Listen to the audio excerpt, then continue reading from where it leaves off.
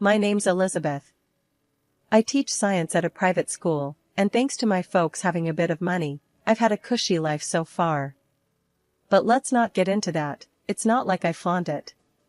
Every morning, before the sun gets too bold, I lace up my sneakers and hit the park trails for a run. There's this elderly lady, Mrs. Ramsey, who parks herself on the same bench every morning. She just sits there watching the lot of us run laps, like we're on some reality show. One crisp morning, as I slowed down for a breather near her usual spot, she called out to me. "Good morning. You're quite the regular, aren't you?" she said, her voice surprisingly strong for someone her age. "Yeah, I try to be," I replied, wiping the sweat off my brow. "Helps me keep sane." She chuckled. "I bet it does. I'm Marjorie, by the way. Marjorie Ramsey." "Elizabeth," I said, stretching my legs a bit. "Nice to meet you, Marjorie." Marjorie patted the spot next to her.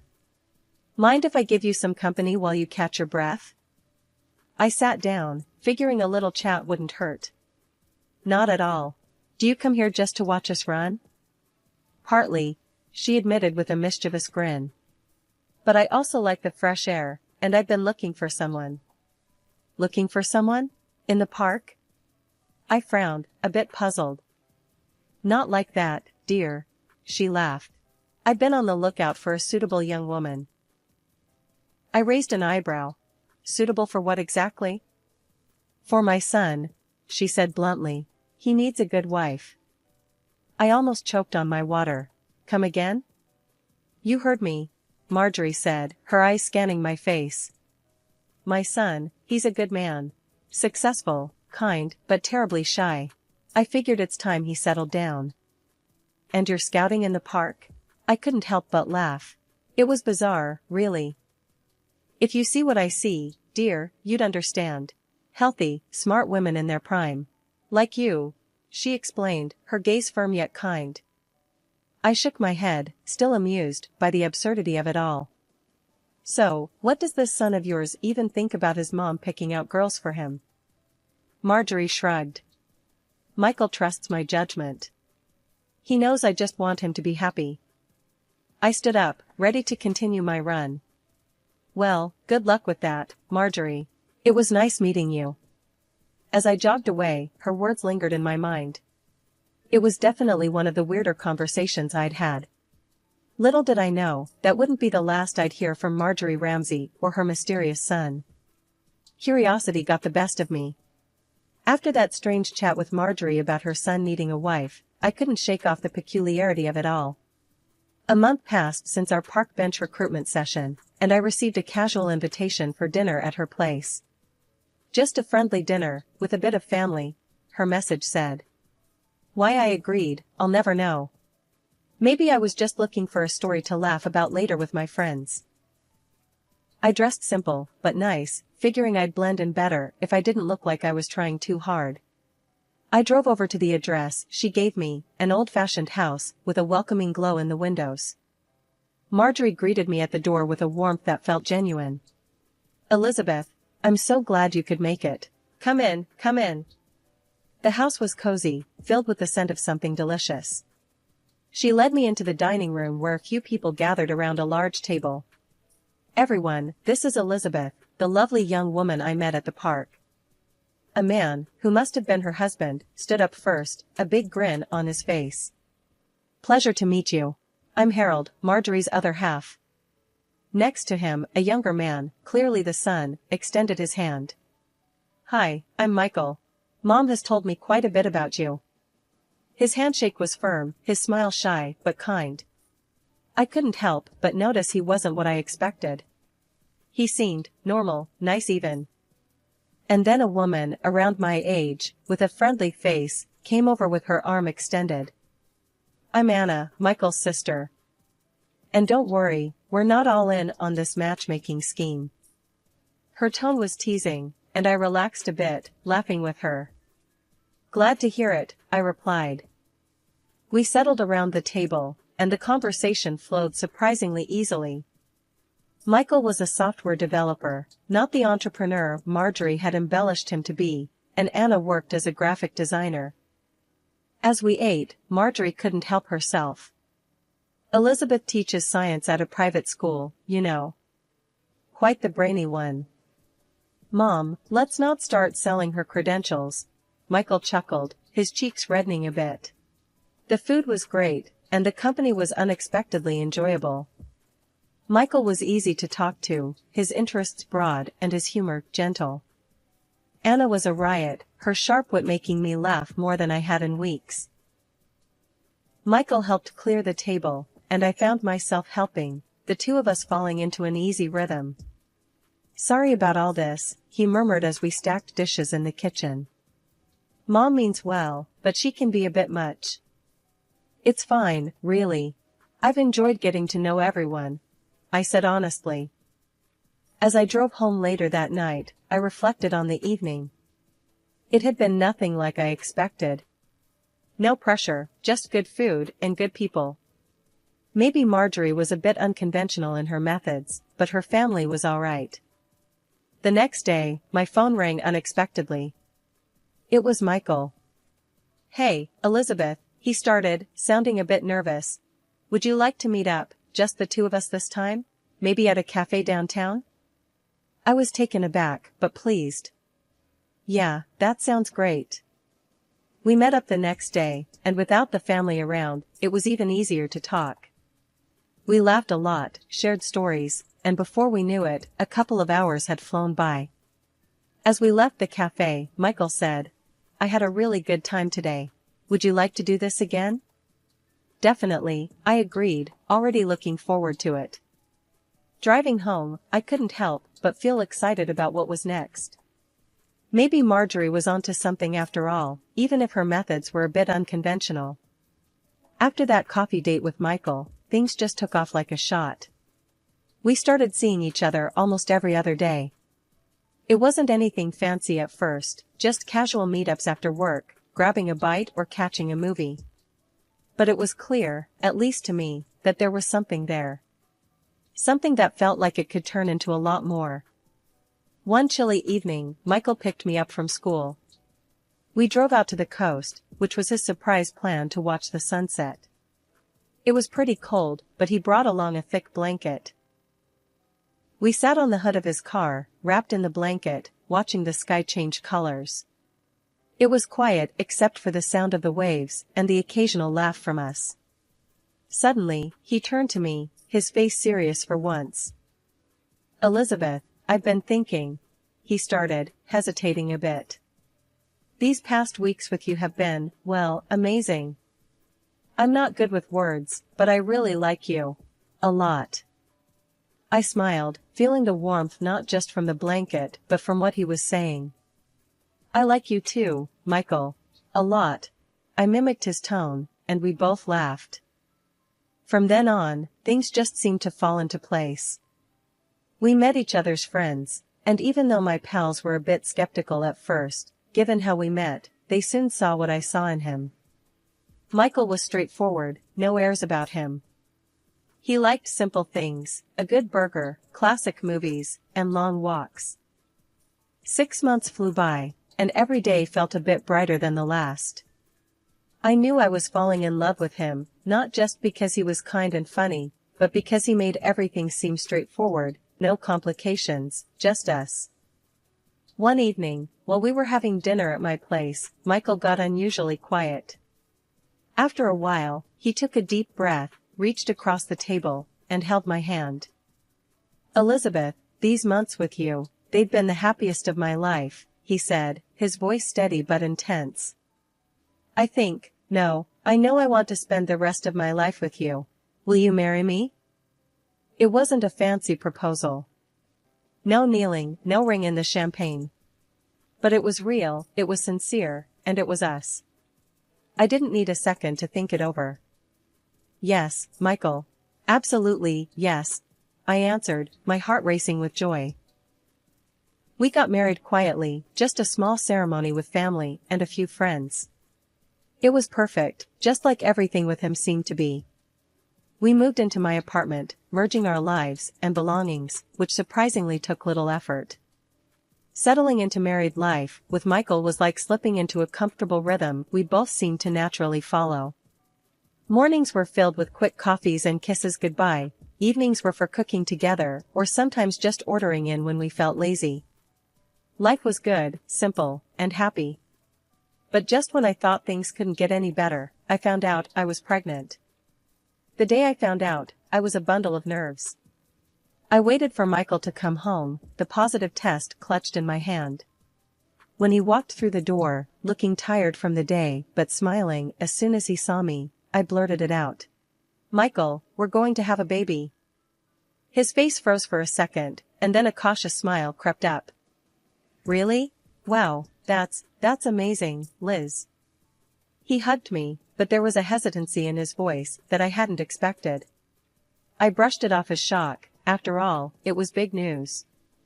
We told his parents the following weekend over dinner at their place. I thought they'd be over the moon, considering they'd dropped hints about grandkids since the day we got married. Marjorie's reaction was all smiles. "That's wonderful news, dear.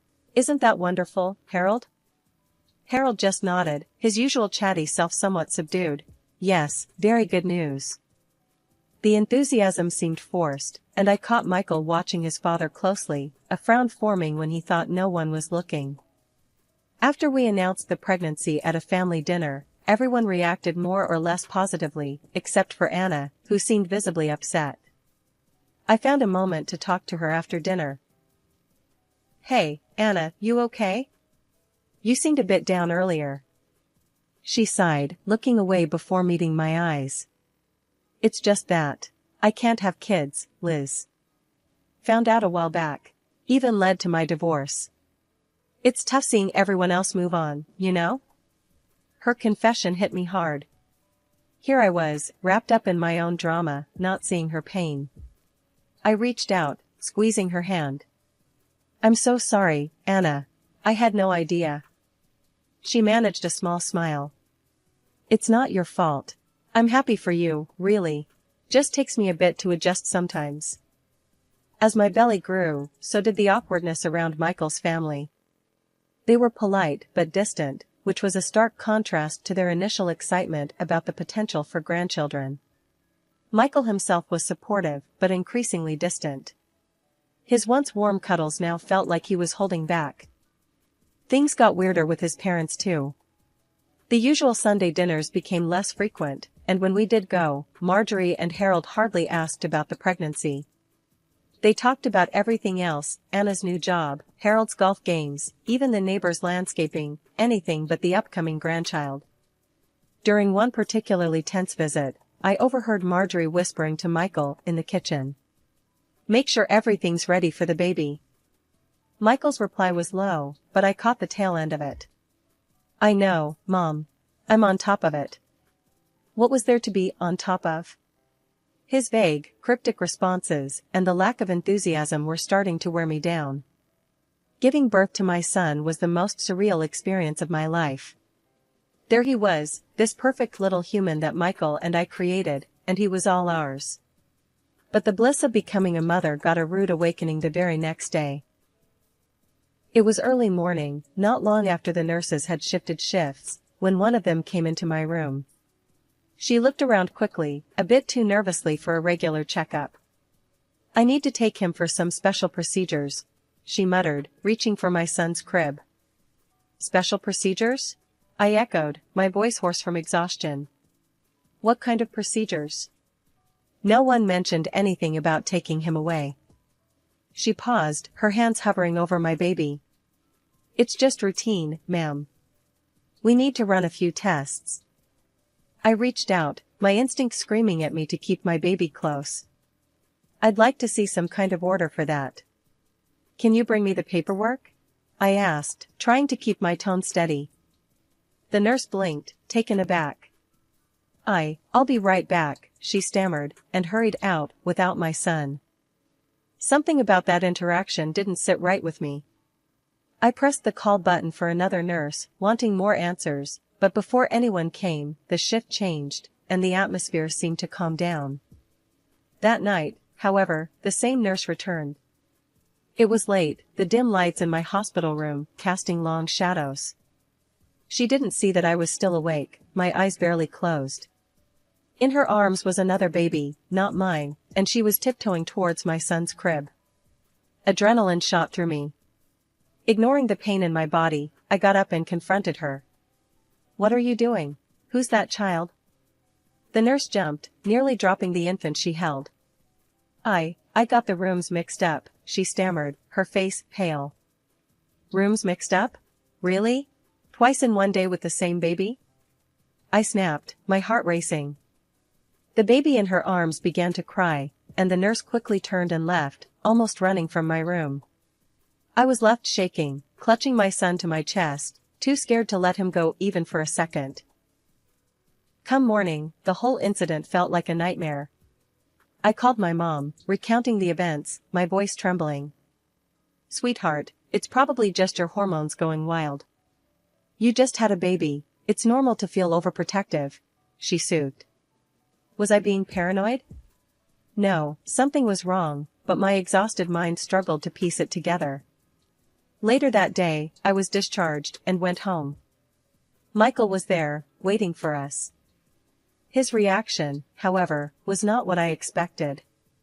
He looked at our son, his expression unreadable and distant. "Isn't he perfect?" I tried to break the ice, handing our son to him. "Yeah, sure," Michael responded flatly, his interaction lacking any warmth. I watched, a sinking feeling in my gut, as he handed our son back to me much too quickly. "I've got to catch up on some work," he muttered and disappeared into his home office. It's been a year since I brought my son into this world, a year that should have been filled with shared smiles and family warmth. Instead, it's been the most confusing and cold period of my life. Michael, who once promised to stand by me through everything, now spends most of his time at work.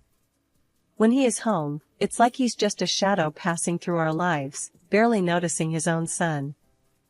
The change wasn't sudden. It crept up on us, gradually, like a slow-moving storm cloud. I noticed it first when, despite all the excitement of his parents about having a grandson, they lost interest almost immediately after he was born. Their enthusiasm shifted in ways I couldn't understand. One afternoon, Anna, Michael's sister, dropped by with a toddler. She was glowing with a new kind of joy. "I adopted him," she told me, her eyes lighting up. "Mom suggested I look into adoption, and well, here he is." She introduced me to a bright-eyed little boy, who clung to her with shy curiosity. I was happy for her, truly, but I couldn't help but notice the lavish attention her son received from my in-laws. Toys, clothes, endless visits, Anna's son received everything. And my son? It was as if he didn't exist in their world.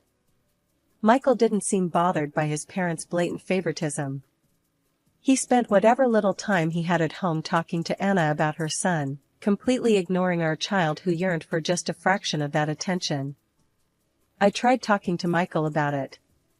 One evening, after another dinner where Michael had excused himself early to work, I confronted him. "Michael, we need to talk. It's about our son," I started, my voice steady despite the churn of emotions inside me. "You've missed his first words, his first steps. You don't see him, Michael. And neither do your parents. What's going on?" Michael sighed, finally shutting his laptop with a snap. "Liz, you're making it into a bigger deal than it is. We're busy, that's all." "Too busy for your own son?" My voice cracked, the hurt too deep to mask. "Why do your parents shower Anna's son with affection and ignore ours?" "It's just different, Liz. Anna's situation is different." He was evasive, his words doing nothing to soothe the growing rift between us. Over the next few weeks, I watched as Anna's child received all the love and attention from his grandparents that my son should have been getting. It wasn't just the gifts. It was the visits, the cuddles, the photos taken and shared with pride. Meanwhile, my son's milestones went unnoticed, his achievements uncelebrated. I was fed up, truly exhausted from the constant coldness and secrets. It came to a head during a family dinner, which was as tense as ever. I was determined to have it out with Michael, to demand answers about why everything had turned so sour. Just as I was about to speak, Michael, to my shock, beat me to it. "I need to talk to you," he said flatly, his eyes avoiding mine. "Fine," I replied. "I have things to say too." Michael's next words hit me like a freight train. "I don't love you anymore, Liz. I don't need you." His voice was cold, emotionless. My heart skipped. "What about your son? Our son?" He laughed, a harsh, mocking sound. "I'm convinced you've been cheating. That kid isn't mine." His mother, sitting beside him, nodded her approval at his words. It was like a coordinated strike. Michael slid an envelope across the table. "Here are the divorce papers. I'm filing for a paternity test. When it shows that kid isn't mine, I'll be asking for compensation for your betrayal." I was speechless, my mind racing. Accusations of infidelity? Demands for compensation? This wasn't just cold, it was brutal. I stood up, my chair scraping loudly against the floor. "I've never been unfaithful, and I'll take your test. You'll see you're wrong." My voice was shaking, but I was furious. As I left, his mother hurled insults at me, words so vile they made me tremble with anger. I left their house, the echo of her slurs following me out the door. Back at my place, I called my mom, who was livid when she heard what happened. "Remember that nurse incident at the hospital? Maybe it's time to dig deeper," she suggested. Taking her advice, I hired a private investigator and ordered a comprehensive DNA test, not just for Michael, but for his parents too. I needed to uncover everything, whatever the cost. A month later, armed with the results, I returned to face them. Michael, his sister, and her adopted son were all there, playing on the floor as if this was just another family gathering. His parents lounged on the couch, an air of smug satisfaction about them. Michael looked up with a sneer. "Well, what did the test show?" I opened the envelope, my hand steady, despite the pounding in my chest. "The test shows a 99% probability of paternity. Michael, you are the father of our son." I let the words hang in the air, watching his face fall. "And there's more," I continued, turning to his parents. "Michael's mother is biologically related to our son. But Michael's father is not his biological grandfather." The room went silent. The color drained from his mother's face, she looked from me to her husband, who was now standing, his expression one of betrayal and fury. "You," he shouted at her. "I knew it. You've been lying for years." She started crying, her hands covering her face as she confessed to years of deceit. "This is just the surface of it," I announced, my voice ringing clear and loud. "There's an entire scheme orchestrated by none other than my mother-in-law, with the knowing participation of Michael. Marjorie devised a plan to avoid the expenses of surrogacy by ensuring her son married a suitable candidate, me. A wealthy, healthy woman, selected specifically to bear a child for the purpose of inheriting the family's fortune," I continued, the words tasting bitter. "After my son was born, the next phase of their plan was to replace him with another child, a baby switched by a bribed nurse whom a private detective has since convinced to testify against you." Anna's eyes widened, her gaze flickering between her brother and her mother, betrayal written all over her face. And the cruelty didn't end there. This woman, I pointed directly at my mother-in-law, persuaded Anna to adopt a child she believed was mine, thinking she was raising her biological grandson. Anna's face crumpled, tears streaming down as she clutched the little boy closer to her chest.